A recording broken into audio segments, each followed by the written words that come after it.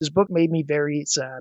So I just finished this book, The Dead Zone by Stephen King, about 8 minutes ago, and I wanted to talk about it while it's still fresh in my mind. Broadly speaking, this book is about a man named John Smith who gets in a car accident, falls into a 4.5 year long coma, then wakes up with a psychic ability. When he touches people or touches different people's items, not always, but often, he can see things from their future, past, or present. And it's more of a curse than it may appear on the surface, more of a curse than a blessing. First, I want to say I absolutely love this book. I feel like it deserves to be up there with the greats like Pet Sematary, Misery, It, The Shining.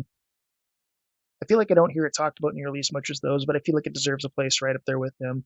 This feels a lot like 11/22/63, but the antithesis or the inverse of it almost. So in 11/22/63, the protagonist has to go back in time to stop somebody from assassinating a political figure. And in this book, the protagonist needs to stop a political figure from doing something in the future. Or yeah, there's some parallels to draw there. Also, the love story in this one is very similar to the one in 11/22/63, as in it's sad, hopeless due to time, due to something happening with time, and time forcing it not to happen, if that makes sense. Anyway, I found this book to be profoundly sad. All the themes in it are very sad. John in the hospital, John's love life, John's health issues, John's mother. Everything is very sad. And I found this book made me very sad, but it's good. It's honestly a contender for my favorite Stephen King book. That's to be determined, I guess, but it's definitely in my top five. Why is it that every time this guy reads a Stephen King book, he says it's in his top five?